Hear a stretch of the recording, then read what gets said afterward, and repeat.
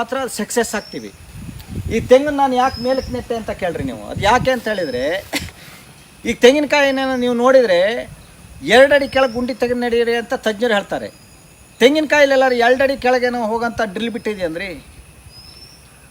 ಅದು ಕೆಳಗಡೆ 2 ಅಡಿ ಕೆಳಗೇನೋ ಬಿದ್ದಾಗ ಹೋಗೋಂಥ ಟೆಕ್ನಾಲಜಿ ಏನಾರು ಇದೆಯಂದರೆ ಅದು ಯಾವುದೂ ಇಲ್ಲ. ಅದು ನೆಲದ ಮೇಲೆ ಬೀಳುತ್ತೆ, ಹುಟ್ಟುತ್ತೆ, ಅಡ್ಡ ಬೀಳುತ್ತೆ. ನೋಡಿ, ನಾನೊಂದು ಸರಿ ಅಡಿಕೆ ತೋಟದಲ್ಲಿ ಇದ್ದಾಗ ಒಂದು ಅಡಿಕೆ ಮೇಲಿಂದ ಕೆಳಗೆ ಬಿತ್ತು.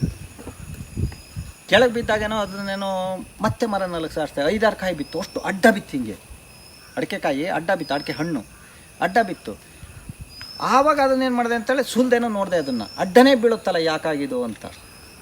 ಯಾಕೆಂತೇಳಿ ನಾವು ಅಡಿಕೆ ಬೀಜ ಹಾಕ್ಬೇಕಾದ್ರೆ ನೆಟ್ಟಿಗಿಟ್ಟು ಹಾಕ್ತಿದ್ವಿ, ಅದಕ್ಕಾಗಿ ಅಡ್ಡನೇ ಬೀಳುತ್ತಲ್ಲ ಯಾಕಿದು ಅಂತೇಳಿ ಯೋಚನೆ ಮಾಡೋದನ್ನು ಸುಲಿದು ನೋಡಿದೆ ನಾನು. ಅದ್ರ ಕಣ್ಣಿನ ಮೇಲ್ಗಡೆ ಒಂದು ಕತ್ತ ಇರುತ್ತೆ, ಜುಟ್ಟಿರುತ್ತೆ ಅಡಿಕೆ ತೆಂಗಿಗೆಲ್ಲ. ಅದ್ರ ಒಳಗಡೆ ಕಣ್ಣಿರುತ್ತೆ, ಭಾಳ ಸೂಕ್ಷ್ಮವಾದ ಹುಟ್ಟುವಂಥ ಕಣ್ಣು. ಅದು ಏನಾಗುತ್ತೆ, ನೀವು ಅಡ್ಡ ಬಿದ್ದಾಗೇನೋ ನಿಮಗೆ ತೇವಾಂಶ ಮತ್ತು ವಾತಾವರಣದಲ್ಲ ಉಷ್ಣಾಂಶ ಅದನ್ನೆಲ್ಲ ಎಷ್ಟು ಬೇಕೋ ಅಷ್ಟೊಂದು ಮಾತ್ರ ಕಣ್ಣಿಗೆ ಸಪ್ಲೈ ಮಾಡ್ತಾ ಇರುತ್ತೆ. ನೀವು ಅದನ್ನೇನಾದ್ರು ತಂದು ನೆಟ್ಟಗಿಟ್ಬಿಟ್ಟೇನೋ ನೀವೇನೋ ಪಾತಿ ಹಾಕಿ ನೀವು ಒಗ್ಗಾಕೇನೋ ನೀರು ಬಿಟ್ಟರೆ ಅದಕ್ಕೆ ಏನಾಗುತ್ತೆ ಅಂದರೆ ರೋಗ ನಿರೋಧಕ ಶಕ್ತಿಯೂ ಬರೋದಿಲ್ಲ. ಏನಾದರೂ ಒಂದೇನೋ ಕಾಯಿಲೆ ಬಂದರೆ ಕಣ್ಣು ಅಷ್ಟು ಕೊಳ್ತೋಗ್ಬಿಡುತ್ತೆ. ನೀರು ನೀವು ಉಣ್ಸೋದೇನಾದ್ರು ಸ್ವಲ್ಪ ಹೆಚ್ಚು ಕಮ್ಮಿ ಆದರೆ ಏನಾಗ್ಬಿಡುತ್ತೆ ಅಂತ ಹೇಳಿದರೆ ಅಷ್ಟು ನಿಮಗೇನೋ ಕೊಳ್ತೋಗ್ಬಿಡುತ್ತೆ. ಅದಕ್ಕೆ ನಾನೇನು ಮಾಡಿದೆ, ಎಲ್ಲೋ ನಾವೇನು ತಪ್ಪಿದ್ದೀವಲ್ಲ, ಇದು ನಾವು ಇದನ್ನು ಬೀಜ ಹಾಕೋದ್ರಲ್ಲಿ ಅಂತೇಳಿ ಆ ವರ್ಷ ಏನು ಮಾಡಿದೆ ಕೇಳಿ. ಮುಂಚೆ ಎಲ್ಲ ಹಿಂಗೆ ನೆಟ್ಟಗಿರ್ತಿದ್ವಿ. ಆ ವರ್ಷ ಏನು ಮಾಡಿದೆ ಅಂತೇಳಿ ತಂದು ಹಿಂಗೆ ಹೊತ್ತಾಕಿದೆ. ಅಡಿಕೆ ಅಂತ ತರೋದು ಮೇಲಿಂದ ಬೀಳೋದೆ ತಾನೇ, ಅದು ಮೇಲಿಂದ ನೀವು ಹಾಕೋದು. ಅದಕ್ಕೆ ಏನಾದ್ರು ಬೇಕಾದ್ರೆ ಸ್ವಲ್ಪ ಮುಚ್ಚಿಡ್ರಿ, ಅಷ್ಟಕ್ಕಷ್ಟು ಹುಟ್ಟುತ್ತೆ. ನೀವು ತಗೊಂಡು ಏನು ನೆಟ್ಟಿಡ್ರಿ ಆಗಲ್ಲ. ನೀವು ಯಾಕೆ ಅಂತೇಳಿದ್ರೆ ಆ ವಂಶಾಭಿವೃದ್ಧಿ ತಿರ್ಚಕ್ಕೆ ಹೋಗಬಾರ್ದು. ಅದು ಎಷ್ಟೋ ವರ್ಷಗಳಿಂದ ತನ್ನ ವಂಶಾಭಿವೃದ್ಧಿಗೋಸ್ಕರ ತಾನು ರೂಪಾಂತರಗೊಂಡಿರುತ್ತೆ. ಅದನ್ನು ತಿರ್ಚಿದ್ರೆ ನಾವಿಲ್ಲಿ ಸಕ್ಸಸ್ ಆಗೋದಿಲ್ಲ. ಈ ತೆಂಗು ನೋಡ್ರಿ, ಅಲ್ಲಿ ಮೇಲಿಂದ ಬಿದ್ದಿದೆ, ಹೌದನ್ರಿ. ಈಗಿಲ್ಲಿ ನೋಡ್ರಿ, ಇಲ್ಲೇನು ಈ ಥರ ಹುಟ್ಟಿದಾವೆ, ಇವೆಲ್ಲ ಅಡ್ಡ ನೋಡ್ರಿ, ಇವು ಬಿದ್ದು ಹುಟ್ಟಿದ್ರಿ.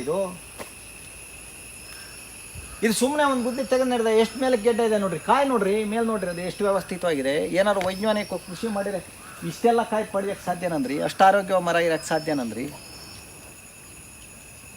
ಮೇಲಕ್ಕೆ ನೆಡ್ಬೇಕು ತೆಂಗನ್ನು ನೀವು. ಬಾತ ಏನೋ 2 ಅಡಿ ಗುಂಡಿ ಹರಿದು ಗುಂಡಿ ಹತ್ತಕ್ಕೆ 2 ವರ್ಷ ಬೇಕು ಅದಕ್ಕೆ. ಇದು ತೆಂಗು ನಾನು ಭಾಳ ಮೇಲೆ ನೆಟ್ಟಿದ್ದು. ಇದೆಲ್ಲ ನೋಡ್ರಿ ಎಷ್ಟು ಮೇಲಕ್ಕಿದೆ ನೋಡ್ರಿ.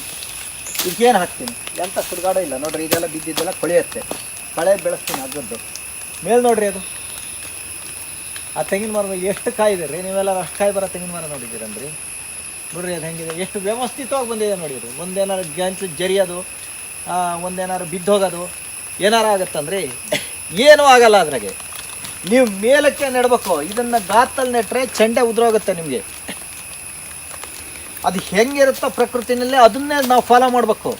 ನೋಡಿರಿ, ಈ ತೆಂಗಿನ ಗಿಡ ಇದೆಯಲ್ರಿ, ಇದು ನೋಡ್ರಿ, ನಾನೇನು ಸುಳ್ಳು ಹೇಳಲ್ಲ. ಈಗ 6 ವರ್ಷದ ಕೆಳಗೆ ಸುಮ್ಮನೆ ಒಂದು ಗೋಟನ್ನು ಇಟ್ಟು ಮಣ್ಣು ಹಾಕಿದ್ದು, ಮರ ಹಿಂಗೆ ವಾರೆ ಹೋಗಿದೆ ಅಷ್ಟೇ. 100-6 ಕಾಯಿ ಬಂದೆ ಮೇಲೆ ನೋಡ್ರಿ. ಈ ಥರ ತೆಂಗಿನಕಾಯಿನೂ ಬರುತ್ತಂದ್ರಿ. ನೀವು ಪುಕ್ಷಾಟ ಮಾಡಿದಾಗ ದುಡ್ಡು ಹಾಕಿರಿ, ಈ ಥರ ಬರುತ್ತಂದ್ರಿ. ಪುಕ್ಷಾಟಲ್ಲಿ ಮಾತ್ರ ನೋಡ್ರಿ, ಅದು ಎಷ್ಟು ವ್ಯವಸ್ಥಿತವಾದ ಜೀವನ. ಅದು ಯಾವ್ದಾದ್ರು ಜರ್ದಿದೆಯಾ ನೋಡ್ರಿ, ಹಗ್ಗ ಕಟ್ಟೋದು ಬೇಡ, ಏನು ಮಾಡೋದು ಏನೆಲ್ಲ, ಮರ ಒಂಚೂರು ವಾರೆ ಹೋಗುತ್ತೆ. ಇದು ಸುಮ್ಮನೆ ಮೇಲಕ್ಕೆ ನಾನೇನು ಇಟ್ಟಿರೋದು.